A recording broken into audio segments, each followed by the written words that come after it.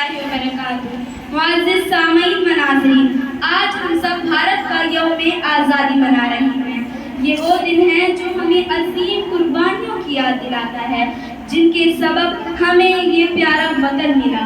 लेकिन सवाल ये है कि आज़ादी के बाद हमने भारत को कहाँ से कहाँ पहुँचाया।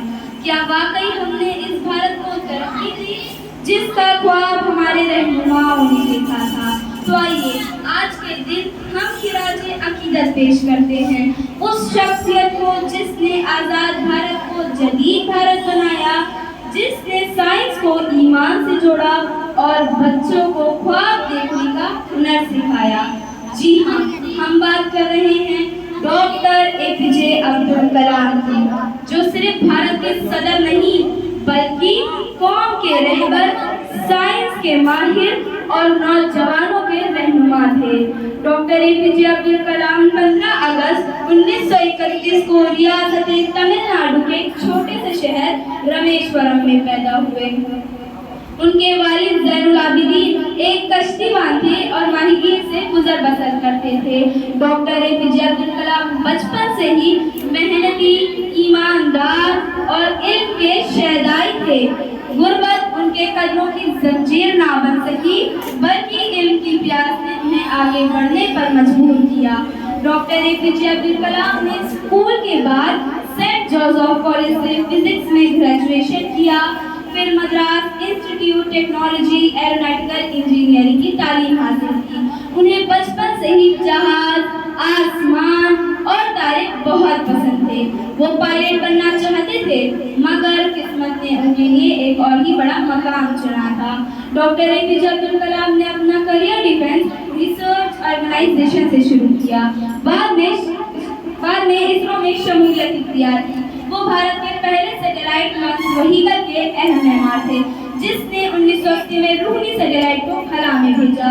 ये पहला मौका था कि एक साइंसदान, एक मुअल्लिम और एक गैर सियासी शख्सियत उस आलातरीन ओहदे पर फाइज हुए। उन्होंने सदारत को सिर्फ एक ओहदे नहीं बल्कि अवाम की खिदमत का जरिया बनाया। सदर रहकर भी सादा जिंदगी गुजारना, करता होना जवान से राब्ता अवाम में बहल जाना, राष्ट्रपति भवन को एक आम आदमी के लिए खोल देना, तहरीरी खिदमत अवाम है। उन्होंने कई किताबें लिखी, जैसे wings of fire, ignited minds, India 2020, turning points. Doctor APJ Abdul Kalam के कुछ चंद मशहूर अक़वाल: ख्वाब वो नहीं जो नींद में आए, ख्वाब वो है जो नींद उड़ा दे। कामयाबी की पहली सीढ़ी मेहनत है और आखिरी सीढ़ी इखलास। अगर तुम सूरज की तरह चमकना चाहते हो तो पहले सूरज की तरह जलना सीखो। डॉक्टर एपीजे अब्दुल कलाम हमेशा नौजवानों से कहा करते थे, इल्म हासिल करो, ख्वाब देखो और उसे पूरा करने के लिए दिन रात मेहनत करो। हमेशा ईमानदार बनो, सच पर कायम रहो और अपने मुल्क के लिए कुछ कर दिखाओ। वो स्कूल, कॉलेज और यूनिवर्सिटी में जाकर लेक्चर देते थे, बच्चों से बात करते थे, उनके सवालों के जवाब देते थे। उन्हें यकीन था कि भारत का मुस्तकबिल उसके नौजवानों में छुपा है। 27 जुलाई 2015 को जब वो शिलांग में एक लेक्चर दे रहे थे तो दिल का दौरा पड़ने की वजह से वो इस दुनिया से रुखसत हो गए, मगर मरते वक्त भी उनके हाथ में कलम था और ज़बान पर इल्म के अल्फाज। क्या ही अजीम खात्मा था, एक सिपाही का, एक वालिद का और एक आशिक़े वतन का। डॉक्टर एपीजे अब्दुल कलाम को भारत के सबसे बड़े इज़ाज़ात से नवाजा गया, भारत रत्न, भारत का सबसे बड़ा सिविलियन एजाज़।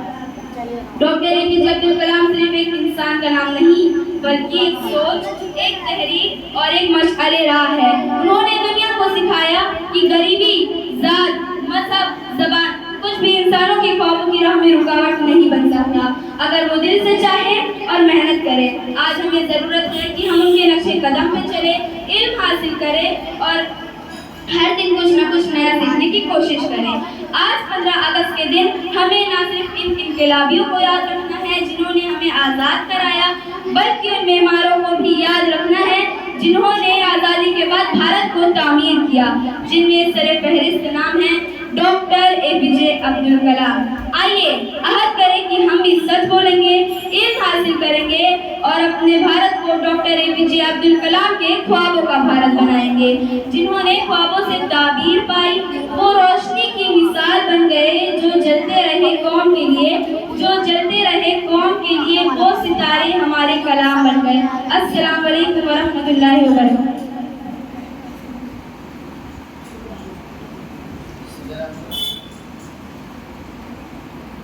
اب اس کے بعد نظم کے